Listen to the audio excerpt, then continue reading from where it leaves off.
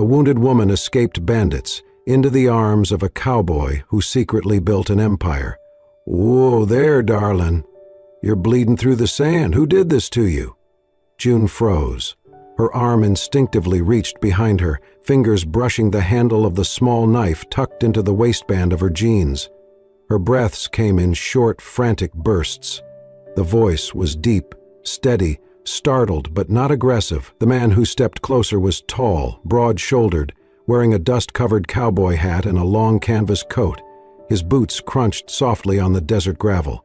"I ain't here to hurt you," he added, raising both hands slowly. "But you need help. That cut's too deep for a bandana and a prayer." June's gaze darted to his eyes, expecting calculation or something darker, but all she saw was concern.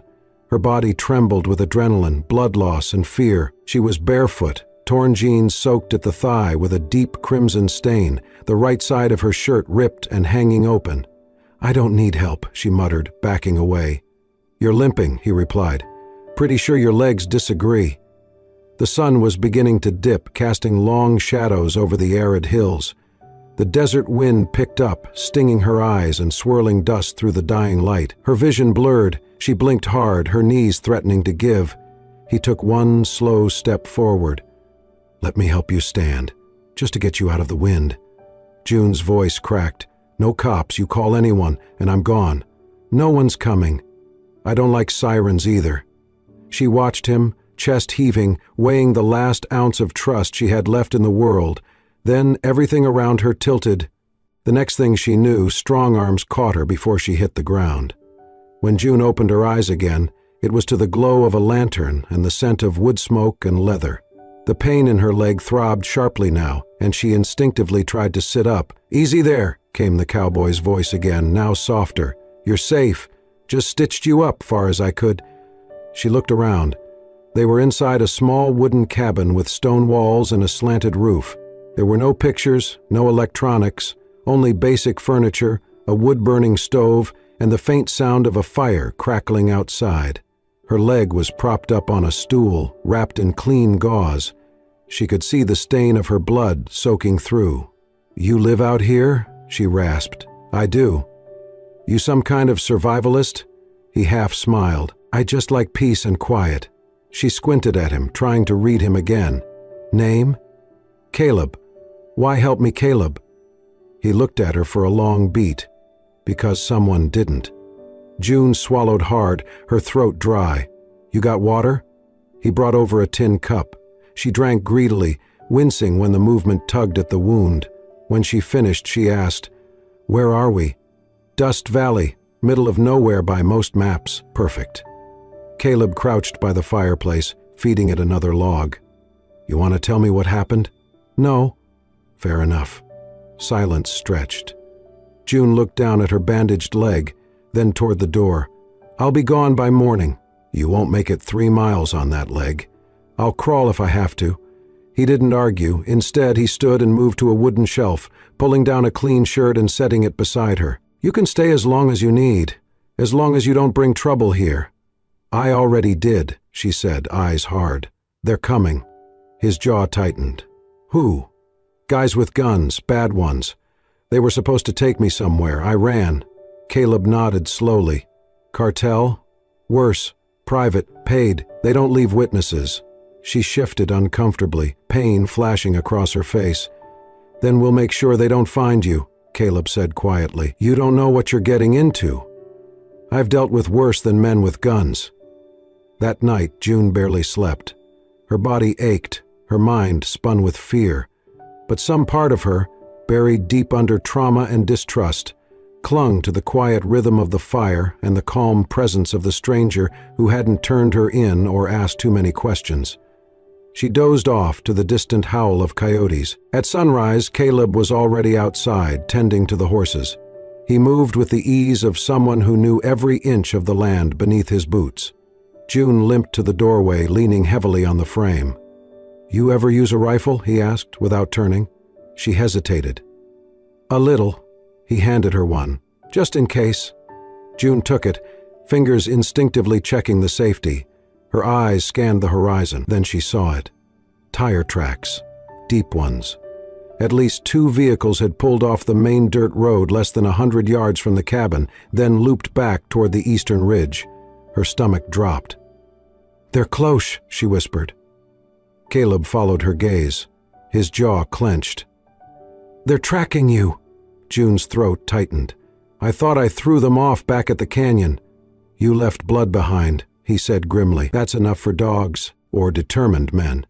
He looked back at her, eyes sharper now. "They'll be here by tonight." She gripped the rifle tighter. "Then we better be ready." Caleb nodded once. "We will be." And as the rising sun set the horizon ablaze, both knew the quiet was over. June woke to the soft scent of cedar smoke and something simmering over fire, beans maybe, or some thick stew she had not tasted in years.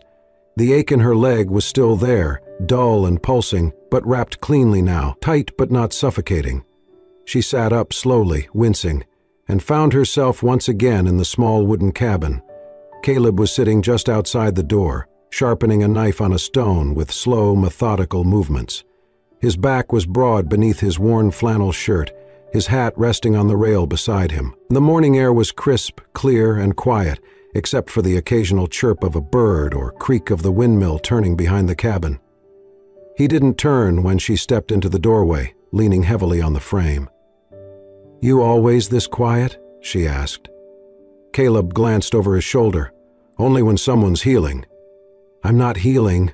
I'm hiding." Same thing some days. June limped toward a wooden stool and sank onto it. He handed her a mug of something warm, coffee, strong and bitter, but it cut through the fog in her head like a knife. She drank, grateful. He didn't press her.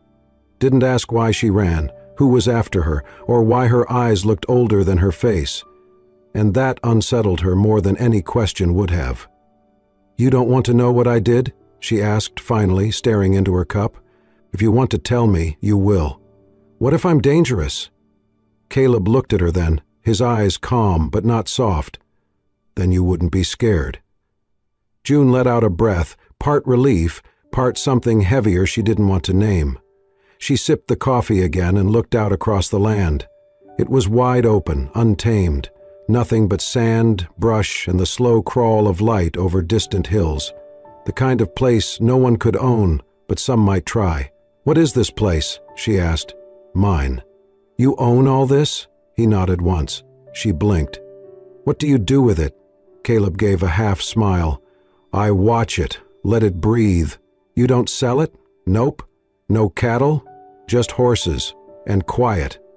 June studied him. His hands were calloused, his clothes plain, but nothing about him screamed ordinary. He moved like a man who'd built things, lost things, fought for something bigger than himself. "So, what do you actually do?" she asked. Caleb took a long pause, then said simply, "I look after the land." "That's enough." She narrowed her eyes. "You mean you look after it like a rancher or like a—" She stopped herself. He didn't answer, just took her empty mug, refilled it, and handed it back. By afternoon, June's curiosity had grown roots. She tried not to care, but Caleb's silence made it harder. It wasn't the kind of silence that hid things. It was the kind that made you want to speak into it. She sat by the fence as he worked the corral, guiding 2 horses with subtle, practiced movements. His patience with them, his steadiness, it felt rare, almost sacred. She remembered hands that once held her too tightly, smiles that turned into cages. A man she had trusted who sold her information to criminals for a quick payout, left her to be handled by men with sharp smiles and sharper knives. Now she watched Caleb and felt something strange. Safety. "You ever gonna ask me what happened?" she called out. He stopped brushing the mare and looked up. "Only if you want me to know." June hesitated. "Sold me. My ex said I was a liability. Gave them everything. Where I lived, where I'd be. I was supposed to disappear." Caleb didn't react the way others had. No wide eyes, no anger, no pity. Just a slow, deep breath. "Sounds like someone else made a choice they don't deserve to live with," he said. June looked down, feeling heat rush to her throat. "It's stupid. I should have seen it coming." "Trusting someone ain't stupid," he replied. "It's brave. The betrayal's on them." She blinked fast. It had been a long time since anyone said that, maybe ever. He walked over and leaned on the fence beside her. "You planning on staying gone forever?" "I don't know. I don't know where gone ends. You'll know when it starts feeling like breathing again." June let that settle. She watched him for a moment. "Why live out here, alone?" He looked toward the hills. "Because when you've seen what money and ambition do to people, a little silence and sky is the only cure." "You were rich, weren't you?" Caleb didn't answer. "You're still rich," he smiled, just barely. "I'm exactly where I need to be." That night, June lay awake under a thick wool blanket, staring at the wooden ceiling beams. Caleb was in the next room, hammering something softly by lantern light, and for the first time in a long while, her heart didn't race with fear. Only questions, and maybe a little hope. The fire came without warning. June awoke to the sting of smoke in her throat and the flickering glow of flames lighting the cabin walls. Outside, she heard boots crunching gravel, glass shattering, and a voice shouting, "Where is she?" Caleb. She reached for the rifle. Gone. Caleb was gone, too. As the front door slammed open, June dove through the back window and hit the ground hard. Pain shot through her healing leg, but she crawled into the brush, every breath ragged. Voices echoed through the trees. She couldn't have gotten far. "Carter's got the girl, find her!" She squeezed into a rocky hollow, blood seeping through her bandage. Her heart pounded. They knew Caleb's name. Then, another cry, "Caleb!"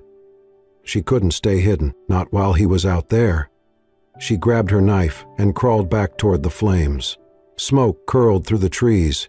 Through it, she saw Caleb on his knees. His face was bruised, bloodied. One man loomed over him, another aimed a shotgun. "Should have stayed buried, Carter," the gunman said. "Your little land project ends tonight. You think this is about land?" June crept closer. The gunman raised his weapon. "Hey!" she shouted. All three turned. She lunged, driving her blade into the gunman's side. He cried out, dropped the weapon. Caleb surged up, punching the second man square in the jaw. The third rushed June, but Caleb tackled him. They rolled in the dirt, fists flying. June grabbed the shotgun and fired. The attacker reeled back, wounded. The rest fled into the tree. June dropped the gun and ran to Caleb. He leaned against a log, gasping, blood staining his shirt. "You're hit," she said, pressing her hands to his side. "Just a graze," he muttered. "They'll come back." "North Ridge," he said. "Family land, safe." She threw his arm over her shoulder. "You saved me. Now I save you." They moved through the woods, the fire behind them glowing orange in the dark. Caleb staggered, groaning, but never let go of her. Before dawn, they reached an old ranch house, weathered and forgotten. June helped him inside, eased him onto a cot. Both were bloodied, exhausted, trembling, but they were alive, and in the ashes of the night something between them had changed. Something real. The abandoned ranch house was quiet the next morning, the silence broken only by the occasional creak of wood shifting with the wind. Sunlight filtered through cracks in the weathered walls, casting long beams across the dusty floor. June moved carefully, her legs still sore, but the fire inside her had reignited. Caleb was asleep in the other room, pale from blood loss but still breathing steady. She had done what she could to bandage him. Now, curiosity tugged at her harder than exhaustion. She explored the house, slow, cautious steps over old boards and scattered tools. It was the kind of place that had once held life, family. Now it stood as a skeleton of memory. But it was not entirely empty. In a room at the back, June found a rusted metal cabinet with its doors left half open. Inside were rolls of old land maps, yellowed papers, and folders worn with time. She reached for the top file, brushing off the dust. Carter Land Group. She blinked. The name rang loud in her mind. She flipped the folder open. Property deeds, transaction records, some dated as far back as a decade. Dozens of names, parcels bought, sold, sometimes returned. A red stamp marked many of the later files, reclaimed. June pulled more folders free, scanning signatures. Caleb's name appeared again and again. In some, he signed as CEO, others as buyer, but never seller. There were letters, too, correspondence with banks, nonprofits, legal entities, and photos. In one image, Caleb stood beside a smiling couple in front of a red barn. Another showed him shaking hands with a group of farmers, younger, cleaner shaven, but unmistakably him. She sat back on the floor, stunned. Caleb wasn't just watching land. He had once built an empire. When he woke, Caleb found her in the front room, the folders spread around her like puzzle pieces waiting to be solved. He moved to stand but winced, clutching his side. "You went through it," he said quietly. "You didn't hide it," she replied. He leaned against the doorframe, watching her. "Guess I didn't." June stood, holding one of the photos. "You built Carter Land Group?" "I did." "And then you disappeared?" He nodded. "When it got ugly." She stepped closer. "These records, you bought land for people, gave it back after it was taken." "I tried to," he said, "but I was too late for some." June's voice softened. "What happened?" Caleb exhaled, then lowered himself into a chair, as if the weight of the truth had finally grown too heavy to carry. "It started simple," he began. "My idea was to help small farmers, buy land cheap, lease it back with fair terms, keep them from losing it to banks or corporations. I found partners, investors, people who said all the right things." He paused, jaw tightening. "Then I learned they were using our company, my company, to force people off the land, buying debt, seizing property, flipping it to developers.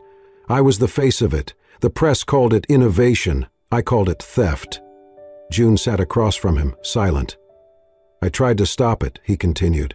"Pulled my name from the board, gave back everything I could, but by then the damage was done. People blamed me, and they weren't wrong. I let it happen." She reached for his hand. "But you didn't walk away." "No," he said, voice low.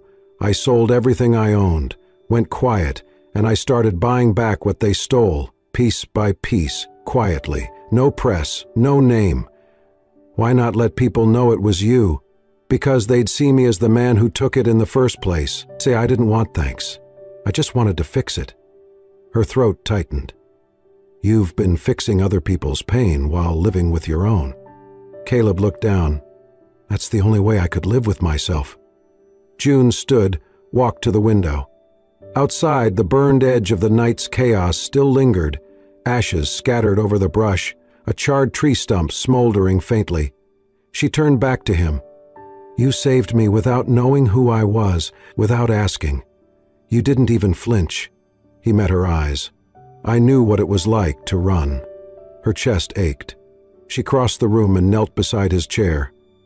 "I see you now, Caleb Carter. And you're not the man they say you were. You're the one who stayed, even when no one else did." He reached out, touched her face with a rough, blood-stained hand. "And you're the only one who ever looked past the silence." In that moment, nothing else mattered. Not the land, not the past, only the fragile, powerful truth they now shared. June hadn't spoken in hours. The sun was beginning to set again over the dusty plains of Dust Valley, casting long golden shadows across the hills. As she finished packing the small satchel she'd found in the old ranch house, Caleb sat on the porch steps, bandaged and bruised, watching her with quiet resignation. He didn't ask her to stay. She didn't explain why she had to go. The silence between them had turned cold. "You lied," she said finally, her voice brittle. Caleb looked down at the dirt beneath his boots. "I didn't lie. I just didn't tell you." "That's the same thing," she snapped. "You let me think you were some quiet cowboy hiding from the world, but you're not hiding. You're fixing what you helped break." He didn't defend himself. That made it worse. "I trusted you," she said. "You gave me space, let me breathe again, and all the while you had this empire behind you. Do you know how that feels? Like I was small, like you pitied me." "I never pitied you, June," he said quietly. "I saw you." She turned away before her tears could betray her.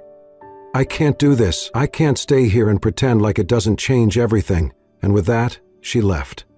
The town of Red Hollow was just over a day's walk if you knew the old trails, and June did. She reached it late the next afternoon, covered in dust, aching from head to toe, and unsure of what she was even looking for. Maybe clarity, maybe just space to breathe again. But the moment she stepped into the corner store near the post office, the world shifted. Two women stood near the back, speaking in hushed voices that stopped June in her tracks. "They burned the Dawsons' barn last night," one said. "Left a mark on the door. Same one from the ranch fire up near the ridge." "The Dawsons? But they'd just moved back in. Got the deed last spring." "From that Carter group, right? Word is the same people after that land years ago are back, and meaner." June's heart dropped. Another customer added, "Sheriff said it's organized. Real tactical. They're targeting folks who reclaimed their land from the Carter buyback fund." June stepped outside, her blood running cold. It wasn't about her anymore. It never had been. She sat on the bench beside the store, staring out at the quiet street. Children played near a water trough. Horses clopped past. But under the surface, something ugly had returned. The same men who had hunted her were now hunting others, people who had nothing but a home they fought to keep. Caleb knew this. Of course he did. And she had walked away. Her chest ached with something heavier than guilt. Regret. Not because he hadn't told her everything, but because, deep down, she had known who he was. Not a cowboy, not a tycoon, not even a hero. He was the kind of man who stayed behind when it hurt, the kind who fought without fanfare, who gave back land not for praise but because he could not stand to see others lose what he had lost. She had run from that man, and she had to go back. By dawn, June was on horseback, pushing hard across the hills, ignoring the throb in her leg. The wind whipped her hair across her face, and her heart hammered with urgency. She didn't know what she would say when she saw him. Maybe she wouldn't say anything at all. Maybe she would just stand there until he understood. The ridge came into view just as the sky turned pink. The old ranch house sat in silence, the front door half open, the chimney cold. "Caleb," she called, dismounting. No answer. She stepped inside, pulse racing. The table was still scattered with papers and maps, the cot unmade. His coat hung over the chair. His hat sat on the banister. Then she saw it, a note pinned to the wall. "Gone to check the Dawson place. They need someone to stand with them." Her breath caught. He had gone, wounded, alone, and still fighting, not because it was safe, but because someone had to. She spun on her heel, climbed back onto the horse, and kicked hard. This time, she would not let him stand alone. The Dawson Ranch sat at the edge of the canyon, surrounded by dry fields, rusted fences, and defiance. Caleb stood in the barn with half a dozen farmers, men and women who had once lost their land and now stood shoulder to shoulder with the man who had helped them reclaim it. June arrived just before sunset, her horse lathered and trembling, her eyes burning with urgency. "You're late," Caleb said, his voice gravel soft but laced with warmth.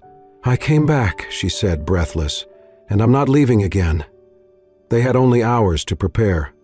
Word had spread fast. The same crew who burned the barn 2 nights ago would be back before morning, led by none other than Logan Price, June's former lover, the man who had betrayed her and sold her to the highest bidder. Now he wanted land, revenge, control.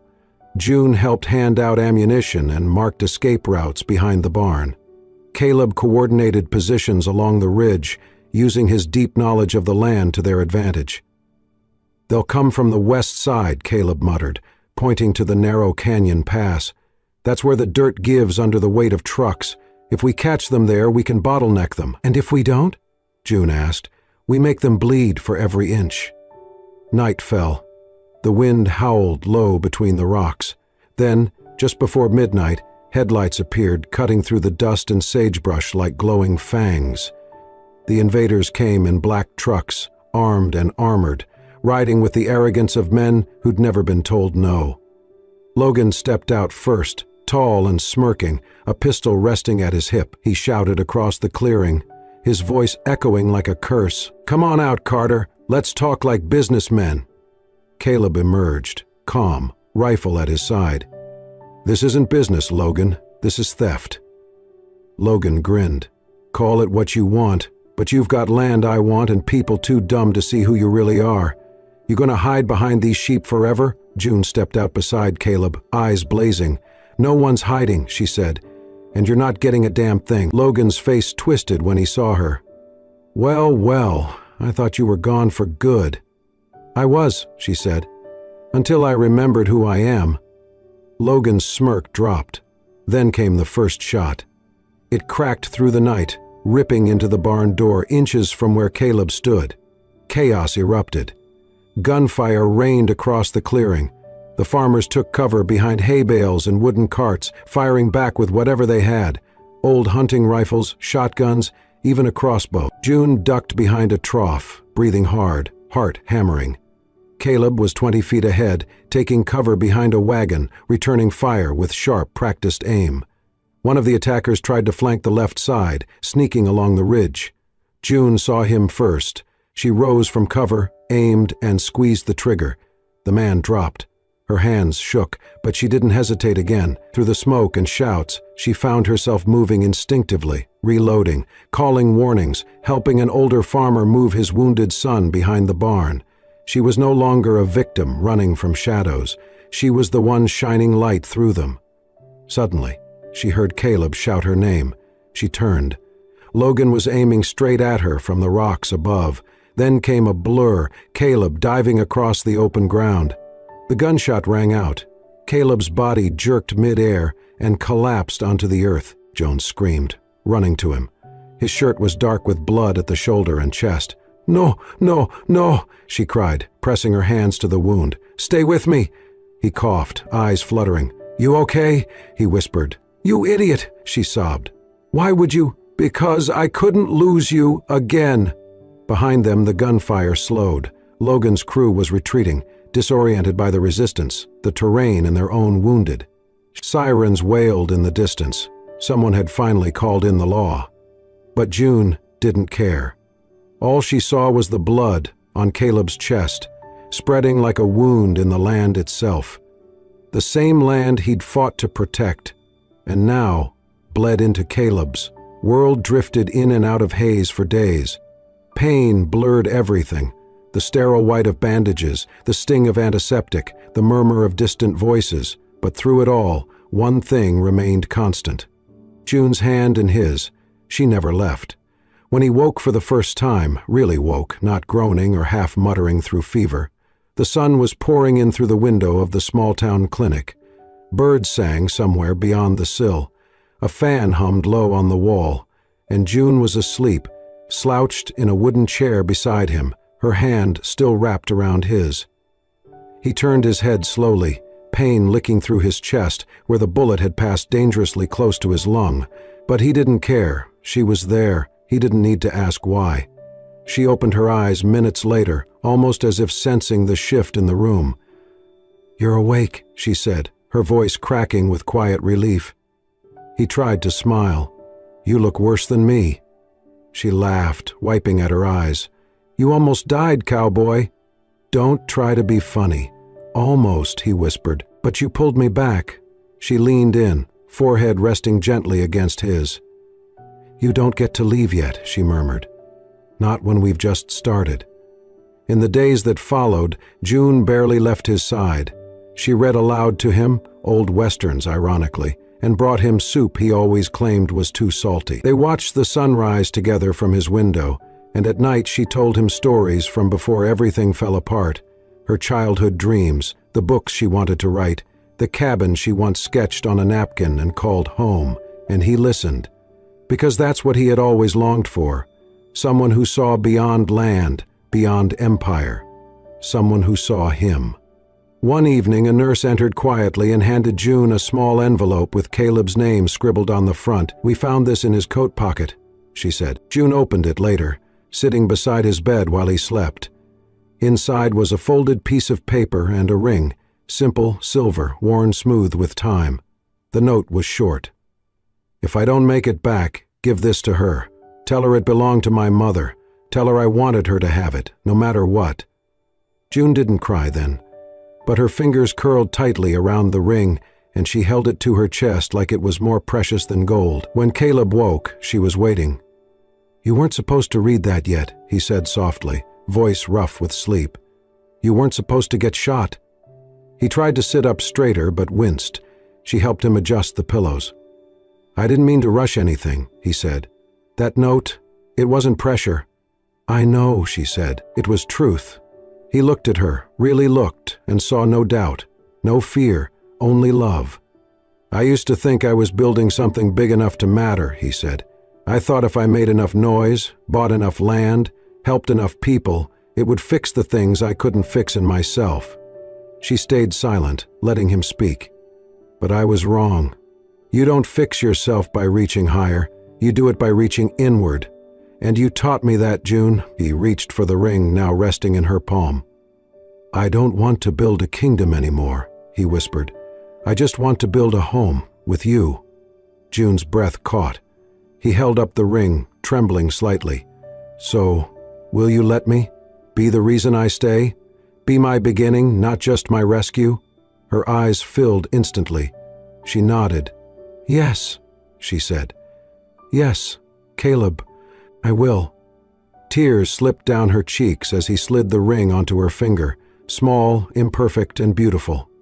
They didn't kiss right away. They didn't need to. Because in that moment, surrounded by quiet, by the smell of clean sheets and healing wounds, two souls who had wandered long and far finally found what they were never sure existed, a place to rest, together. 1 year later, the wind in Dust Valley blew softer. The summer sun draped the hills in gold as wildflowers danced along the fence lines of a modest ranch tucked between two ridges. It wasn't large, it wasn't polished, but it was full of life. Chickens clucked near the barn, horses grazed lazily in the paddock, and laughter rang through the open air as children ran through tall grass, followed by a brown dog with a crooked tail and endless energy. Inside the cabin, the scent of cinnamon and warm oats filled the kitchen. June stood by the open window, her infant daughter nestled in one arm, the other hand stirring a pot on the stove. Her face glowed with the soft fatigue of new motherhood and the quiet joy of belonging. Outside, Caleb adjusted a saddle on one of the horses, pausing to smile at the sound of baby coos and June's gentle humming. He had more lines around his eyes now, but they came from laughter, not worry. And when he looked at his daughter, wrapped in a blanket made from an old flannel shirt, his heart swelled with a peace he never thought he'd earn. They called her Lena, a name June had always loved, soft and strong.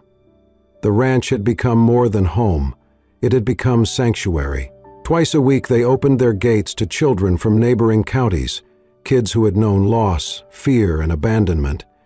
June led sessions beneath the big oak tree, using horses as therapy, teaching trust, one ride at a time. Caleb taught them how to lead a horse with their voice, not their hands.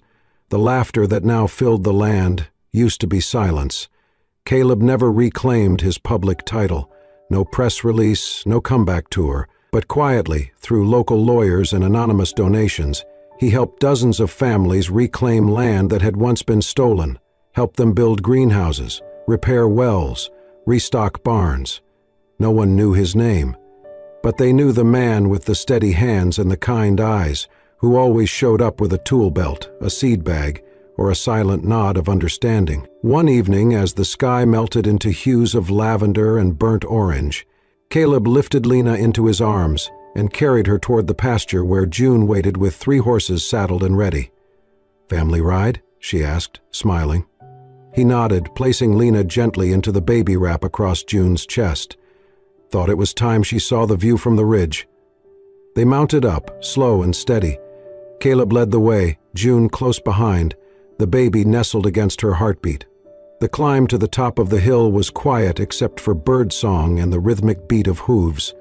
When they reached the crest, the valley stretched before them, wide, endless, and glowing. Caleb breathed it in. "This used to be where I ran," he said, voice low. "Now it's where I stay." June leaned forward, resting a hand on his arm. "You built more than a home here," she whispered. "You built healing." As the sun dipped low, casting the world in honeyed light, Caleb looked toward the entrance of the property. A wooden sign, faded by years of weather but freshly nailed into place, swung gently in the breeze. Carved into it, worn but still proud, were the words, "The Carter Ranch, where hope comes home.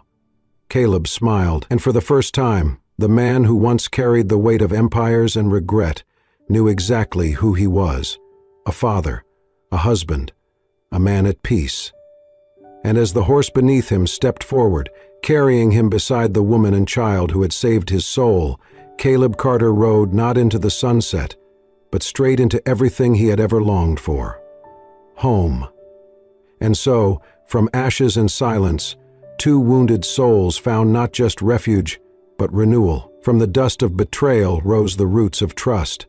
From the wreckage of the past came the foundation of a new future, built not with walls and titles, but with love, resilience, and the promise of never walking alone again. Caleb and June's story reminds us, sometimes the greatest empires aren't made of land or money. They're made of quiet courage, second chances, and the family we choose. If this story moved you, if it reminded you that even in the wildest storms, healing is possible, then please consider subscribing to Soul-Stirring Stories. Here, we share true, powerful, and heartfelt stories that touch your soul and remind you that hope is never too far away. Tap subscribe, ring the notification bell, and join our growing community of story lovers who believe in light after darkness. Until next time, hold on to kindness, believe in beginnings, and never stop choosing love. Soul-Stirring Stories.